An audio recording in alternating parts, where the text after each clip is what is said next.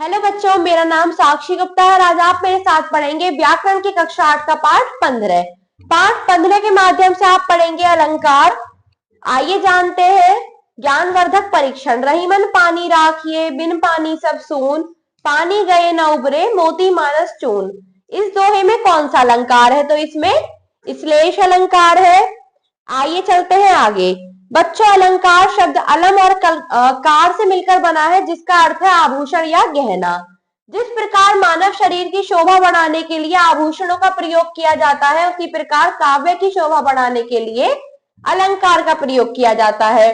काव्य की शोभा बढ़ाने वाले गुणधर्मों को अलंकार कहते हैं। अलंकार के भेद। अलंकार के दो भेद होते हैं, शब्दालंकार, अर्थालंकार। शब्दालंकार क्या होता है कि जब काव्य में शब्दों के द्वारा चमत्कार उत्पन्न होता है तो उसे शब्दालंकार कहते हैं। जैसे कितनी करुणा, कितने संदेश। यहाँ शब्दों को बदलकर नया शब्द या पर्यायवाची रखने देने से सारा चमत्कार समाप्त हो जाता है। शब्दालंकार के भेद। शब्दालंकार के प्रमुख भेद निम्नलिखित हैं। प्रथम है अनुप्रास अलंकार। जब काव्य में एक ही वर्ण की आवृत्ति बार बार हो तो वहां अनुप्रास अलंकार होता है। जैसे तरनी तनुजा तट तमाल तरुवर भौछाए, त वर्ण की आवृत्ति। पतित पावन सीताराम, प वर्ण की आवृत्ति। यवन को दिया दया का दान, द वर्ण की आवृत्ति। चारू चंद की चंचल किरणें खेल रही है जलथल में, च वर्ण की आवृत्ति। अगला है यमक अलंकार। जब काव्य में कोई शब्द एक से अधिक बार आए किंतु उसका अर्थ अलग अलग हो, तब यमक अलंकार होता है। जितने तुम तारे उतने नहीं गगन में तारे। तारे का इसमें क्या अर्थ है कि एक बार इसका अर्थ है उद्गार और एक बार है इसका नक्षत्र। आइए चलते हैं आगे। कनक कनकते काली घटा का घमंड घटा। इसमें घटा के क्या अर्थ है? काले बादल और कम होना। फूल रहे फुलकर फूल उपवन में। फूल के क्या अर्थ है? प्रसन्न होना और पुष्प। अगला है कनक कनकते सौगुनी, मादकता अधिकाय। इसमें कनक का अर्थ है सोना और धतूरा। अगला भेद है श्लेष अलंकार। जब काव्य में कोई शब्द एक बार आए किंतु उसके अर्थ अनेक हो तो उसे श्लेष अलंकार कहते हैं। पानी गए न उबरे, मोती मानस चून। यहाँ पानी के अर्थ है चमक, इज्जत और जल। मेरे मानस के मोती। यहाँ मानस के अर्थ है मान, सरोवर, मन। आइए चलते हैं आगे। अर्थालंकार। जब काव्य में अर्थ के माध्यम से चमत्कार होता है तो उसे अर्थालंकार कहते हैं। जैसे जीवन ठूठ सा नीरस हो गया। अलंकार के प्रमुख भेद। अलंकार के प्रमुख भेद निम्नलिखित है। इसमें प्रथम है उपमा अलंकार। जब किसी प्राणी या वस्तु की तुलना उससे बढ़कर सुंदरता एवं समानता के लिए प्रसिद्ध व्यक्ति या वस्तु से की जाती है तो उसे उपमा अलंकार कहते हैं। मुख बाल रवि सम लाल। यहाँ मुख की तुलना उगते सूरज से की गई है। अगला है मखमल के झूले पड़े हाथी सा टीला। टीले की तुलना हाथी से की गई है। पीपर पात सरिस मन डोला। मन के डोलने की तुलना पीपल के पत्ते से की गई है। इसमें कुछ आपको विशेष दिया गया है कि जिस व्यक्ति या वस्तु की तुलना की जाती है उसे उपमेय कहते हैं और जिस प्रसिद्ध व्यक्ति या वस्तु के साथ उपमेय की तुलना की जाती है उसे उपमान कहते हैं। अगला है रूपक अलंकार। जिस रचना में एक वस्तु की तुलना दूसरी वस्तु से की जाए परंतु दोनों एक हो जाए, अर्थात कोई भेद न रहे, उसे रूपक अलंकार कहते हैं। जैसे मैया मैं तो चंद्र खिलौना ले हो। यहाँ चंद्रमा उपमेय पर खिलौने उपमान का आरोप है। पायो जी मैंने राम रतन धन पायो। यहाँ राम उपमेय पर रतन उपमान का आरोप है। चरण कमल बन दो हरि राई। यहाँ चरण उपमेय पर कमल उपमान का आरोप है। अगला उदाहरण है आपका। अगला अलंकार है उत्प्रेक्षा अलंकार। जब अत्यधिक समानता के कारण उपमेय में उपमान की कल्पना या संभावना की जाए तब उत्प्रेक्षा अलंकार होता है। जैसे धाए काम धाम सब त्यागी, मनहु रंक निधि लूटन लागी। यहाँ श्री राम के सुंदर रूप में निधि की कल्पना की गई है। अगला है सोहत ओढ़े पीत पट, श्याम सलोने गात, मनो नीलमणि शैल पर आतप परियो प्रभात।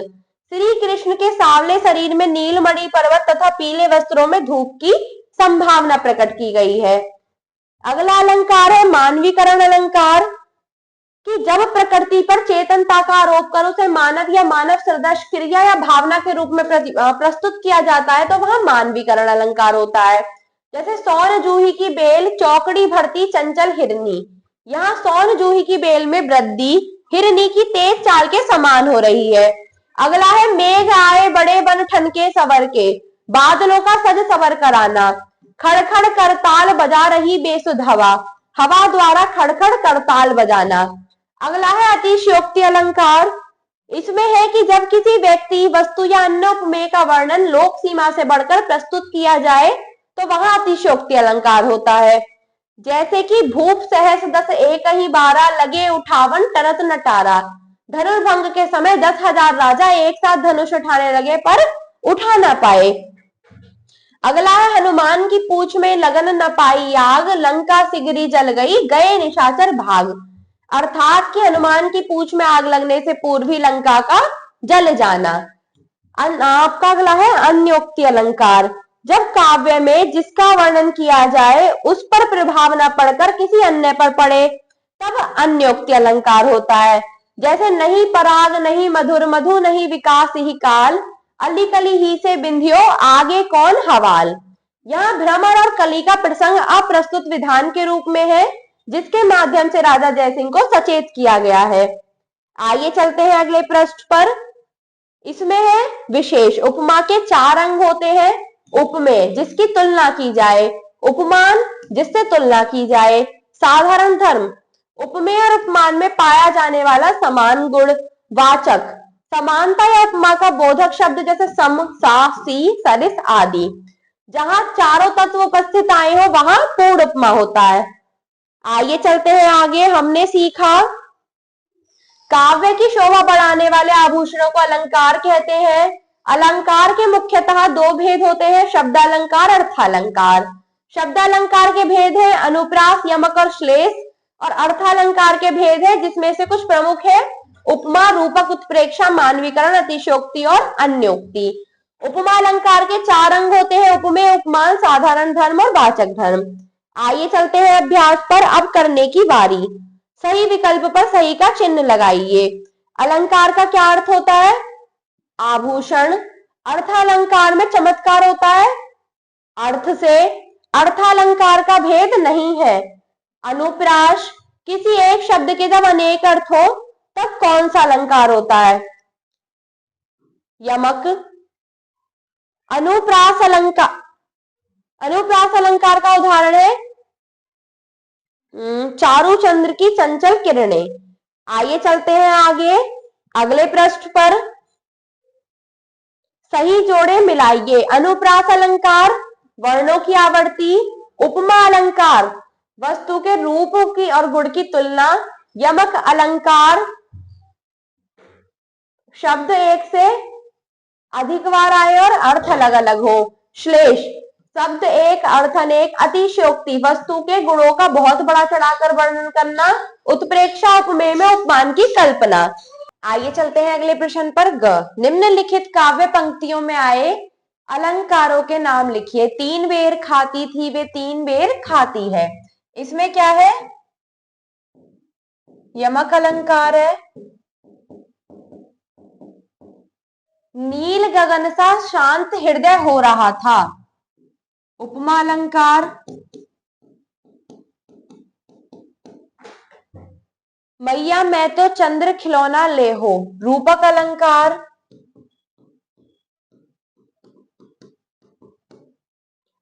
हर्षाया ताल लाया पानी परात भर के। इसमें क्या है? मानवीकरण अलंकार।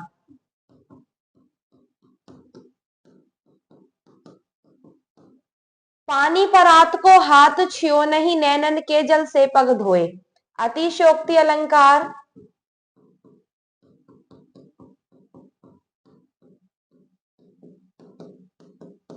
निम्नलिखित अलंकारों के लिए एक एक उदाहरण लिखिए। इसमें है अतिशयोक्ति अलंकार। अतिशयोक्ति का अलंकार का उदाहरण है पानी परात को हाथ छुयो नहीं,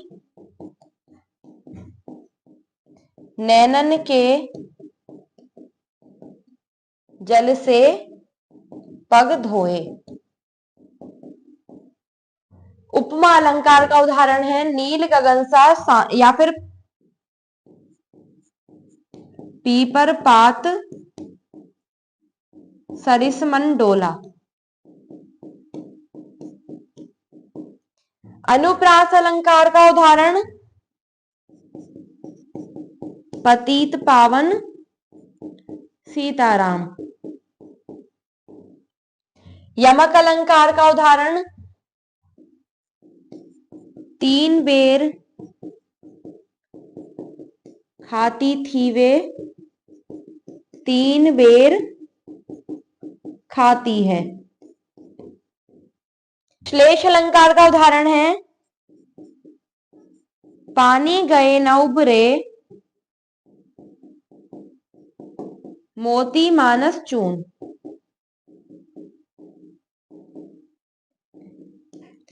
अन्योक्ति अलंकार का समुद्र में गहरी खामोशी थी। आइए चलते हैं आगे अगले प्रश्न पर। अगला प्रश्न है आपका निम्नलिखित प्रश्नों के उत्तर दीजिए। अलंकार से आप क्या समझते हैं, इसके भेदों के नाम लिखिए। आइए देखते हैं।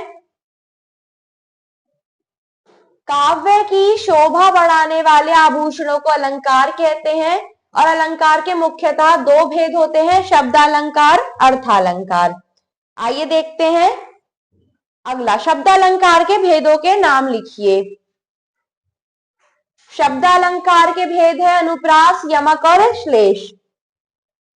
अगला प्रश्न है आपका यमक अलंकार से आप क्या समझते हैं, उदाहरण सहित समझाइए।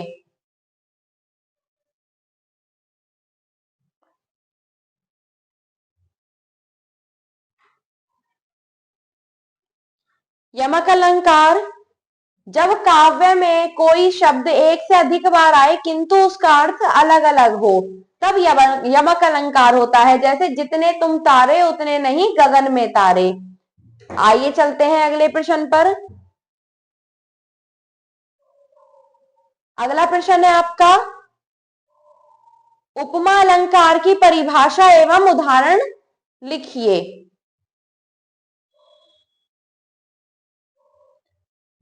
जब किसी प्राणी या वस्तु की तुलना उससे बढ़कर सुंदरता एवं समानता के लिए प्रसिद्ध व्यक्ति या वस्तु से की जाती है तो उसे उपमा अलंकार कहते हैं। जैसे मुख बाल रविसम लाल। आइए चलते हैं आगे।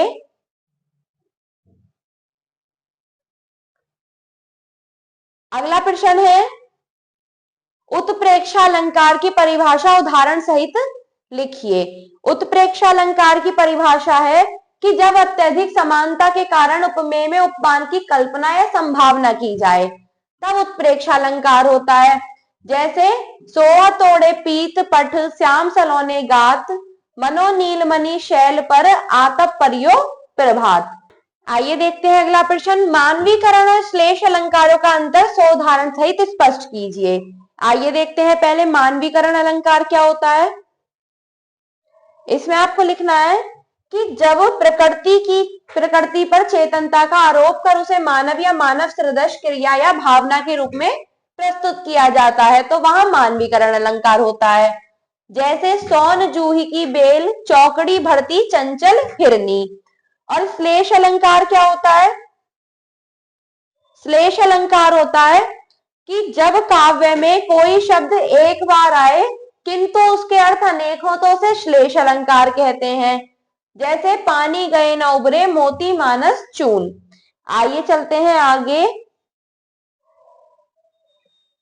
आगे है आपका रचनात्मक गतिविधि।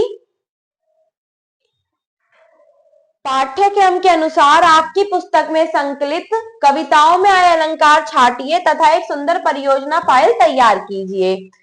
ये आप अपनी पाठ्यक्रम में आई कविताओं से पूरा कर लेंगे। धन्यवाद।